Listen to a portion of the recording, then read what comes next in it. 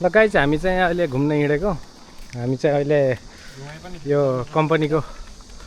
अलिकति माथिपट्टि रहेको एउटा यस्तो दामी ठाउँ छ क्या होइन अनि त्यहाँ हामीले देखाउन जाँदैछौँ यहाँ चाहिँ मेरो साथी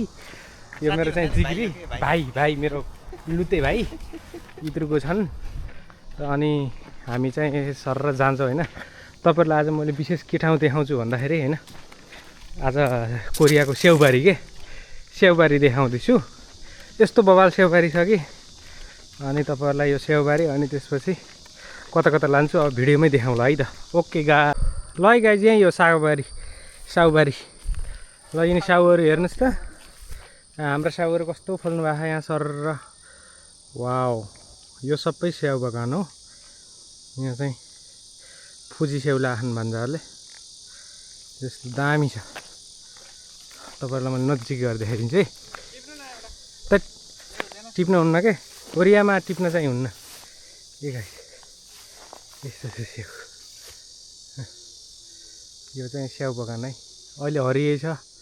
अझ पाक्न बाँकी छ यो धेरै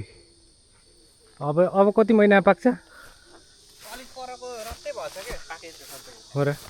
देख्दा सानो देखिन्छ होइन यस्तो बगाल आउँछ नि यो चाहिँ गाइज हाम्रो छुङचु यो चाहिँ हाम्रो छुङचु सिटी होइन यहाँ चाहिँ यस्तो रमाइलो छ कि बेलुकामा टक्क सिटी होइन गाउँ हो के गाउँ भन्दैन कि छुङचु सी भनेको सिटी हो कि यता त गाउँ त हो नि उता त सहर सबै गाउँको सिटीको छेउ अनि यस्तो हरियाली छ होइन अब चाहिँ यस्तो बवाल मौसम आउँदैछ फाङफुङ रातो पहेँलो हरियो झिलिमिली देखाउँछु गाइज केही समय पछाडि धैर्य गर्नु होला यो चाहिँ हरियाली है गाइज आज मैले टक्क स्याउबारी देखाइरहेको छु अनि जस रमाइलो छ गाह्रो छ कि उकुलोमा हिँड्दाखेरि हन केही भन्नुहुन्छ कि गाइज म केही भन्नु कस्तो लक भयो क्या ल यो है त गाइज यहाँबाट हामी जान्छौँ खतरा ठाउँमा